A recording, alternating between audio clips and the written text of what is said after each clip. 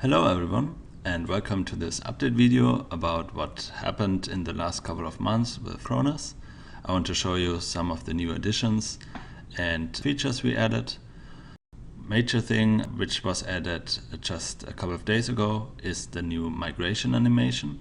For that we analyzed over 100,000 Wikidata people with places of death and places of birth connected. And then we can draw routes on them to see where the power centers were at a given time.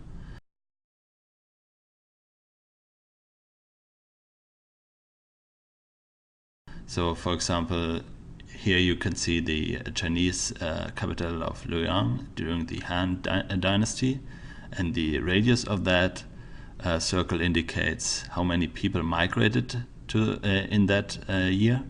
And all those flying arrows you can see are actually people who changed their location to that place. So for example, in the 9th century we see the forming of Baghdad, the capital of the Abbasid Caliphate. We also see a lot of migration out of the Arabian Peninsula toward that city.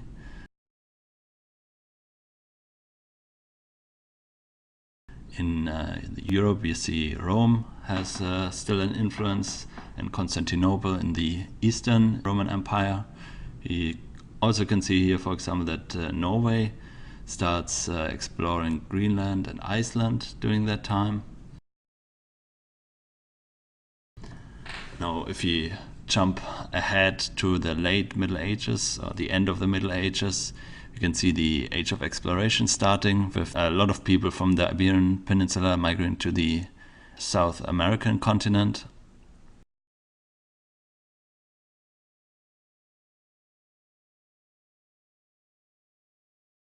We also can see that Rome was pretty influential during that time still, or again is probably the better word. We also see that Paris and London starts to grow in importance. And when we jump ahead 100 years again, we see that Paris and London is now the center of Europe, basically.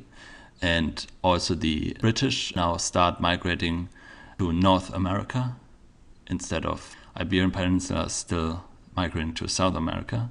And you can also see that Amsterdam is benefiting from the decrease of population in Antwerp.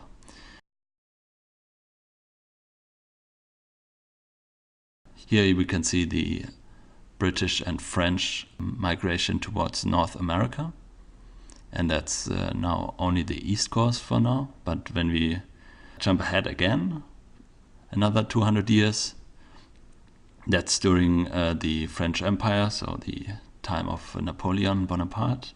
We can see that Paris is very influential during that time, and the migration is still ongoing. On a close-up we can see that everything in France really centers around Paris, and the same thing goes for London in the UK.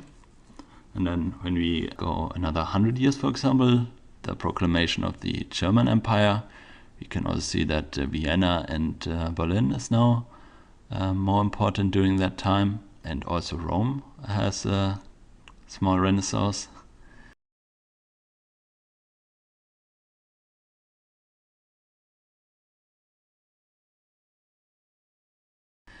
Now, if we look back to the American continent, we can see that New York City and Washington DC are the major cities on the East Coast, and San Francisco on the West Coast.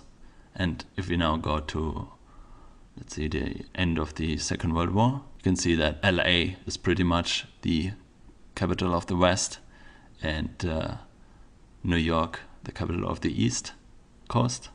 And also we see some South American migration towards America, and pretty much the whole of Europe migrating to the US. Alright, so that was the migration feature, and I hope you will explore it on your own as well. Keep in mind that every data point in the migration data is generated dynamically from the underlying markers. So if you change a marker, it will also change the migration data. Right, the other feature I want to show you is now the label sizes. So on a zoomed out level, you can only see the capitals. Here, for example, you can see Rome. Now, if you zoom in, you also see second level cities. Those are cities which are at least once a capital in their lifetime. And then you see the small city labels. Those are the ones which were never flagged as capitals. Also on the timeline, you may notice now the light bulbs. Those are discoveries during the time.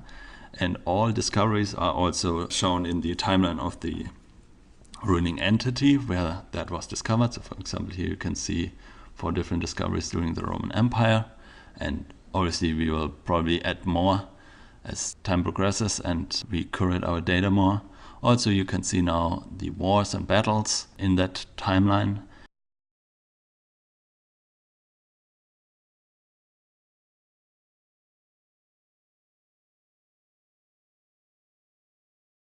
And on top, you'll see the book icons, and those books are all primary sources with attached wiki data sources, so you can actually read all those primary sources yourself when you click on that button, and that gets you to that source.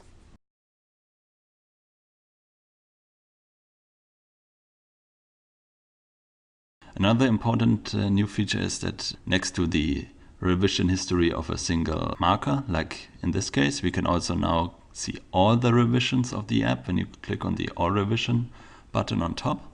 And here you can now see all the changes made to the data. You can sort by user. You can also click on a user that will get you to the account of that user. You can sort by timestamp, and also important, on the very left you have the revert button, and if you click that, it will revert that change made, and if you click it again, it will revert, so basically re-establish that update.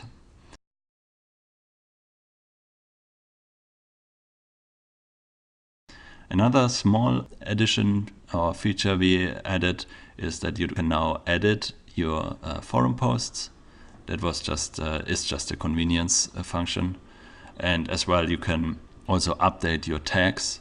So for example, if you have a bug posted, you can add a resolved tag if you are satisfied with that issue.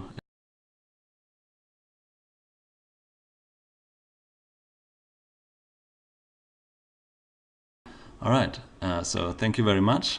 I hope you'll follow our journey further. And remember that we are on Patreon and we rely on user support to keep our servers running. And every patron who backs us on patreon.com will also be able to decide where the app is heading. So currently we have a poll out there where you can vote where we should focus our time and efforts. And I hope you'll consider participating there. Thank you.